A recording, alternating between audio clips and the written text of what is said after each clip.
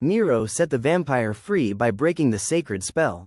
His father and mother warned him never to go out of the village in the night of blood moon. But Miro never listened to the warnings. Now the only way to restore the spell was by speaking the truth. Will Miro speak the truth? Lived by one law above all others: never wander past the willow fence after sunset, especially on the night of the crimson moon. But 12-year-old Miro thought the rule was silly. "It's just a low, woven fence, Mama," he scoffed. "It wouldn't stop a badger, let alone a legend." His father, Pavel, shook his head and reminded him of the legend. The silent Lord Lulian was banished long ago. Our rules are the spell that keeps him away. If a disobedient child breaks the willow fence rule, the spell will fail. Miro just rolled his eyes. He decided that night, the night of the crimson moon, he would prove his parents and the old tales wrong. As the clock struck midnight, Miro crept out. The crimson moon was huge and red in the sky. He laughed quietly to himself as he easily stepped over the low woven willow fence. What a joke, he thought. This is all it takes? But as his boot touched the cold earth on the other side, a faint protective hum that usually filled the air in Kamenitsa vanished, leaving an eerie silence. Feeling triumphant, Miro strolled into the woods. That's when he heard it, a strange, soft, lapping sound that made his stomach turn to ice. He ducked behind an ancient stone well and peered out. There, crouched low in the moonlight, was the silent Lord Lulian, pale and impossibly elegant, bent over a small, unmoving shape. Lulian finished his dreadful work and slowly lifted his head. He was monstrously still. With eyes that glowed an unnatural, burning red, a dark, oily trickle was visible on his lip.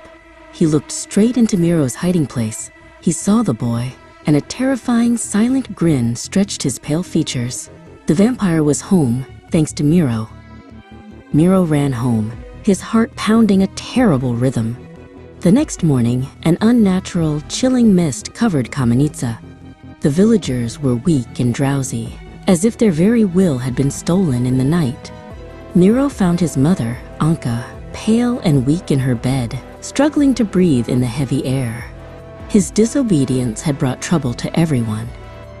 The villagers knew the protective rules had been broken, but by whom? Then, Lulian appeared in the village square, floating on the mist like a wraith. He pointed a long, bony finger at Miro and whispered, "Tell them the stray dog ran away, child. Lie. If you tell them you broke the willow fence rule, I will drain the last of their strength tonight, and you will watch them go." Miro's mind raced. Lying would save his family from one more night of terror. But he knew, instinctively, that the vampire's power was tied to deceit and secrecy. If he lied, Lulian would win forever. He remembered his father's words. Truth is the strongest shield against the darkness. Shame burned in Miro's cheeks, but a deeper resolve began to take hold.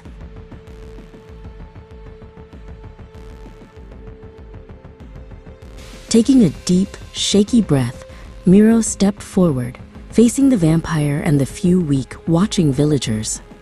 "It was me," he confessed, his voice trembling but clear. "I broke the rule. I stepped over the willow fence last night." The words were a sharp, clean sound in the heavy mist, an admission of his terrible mistake and a choice to face the consequences.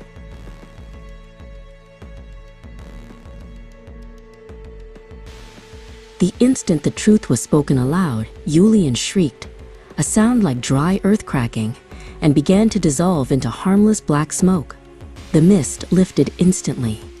Miro had faced his shame, and in doing so, saved his village. He had learned that small acts of disobedience can have huge consequences, but the bravest thing of all is not escaping the truth, but speaking it. Thank you for listening to the story. Stay tuned for more. Don't forget to subscribe and show your support to the channel.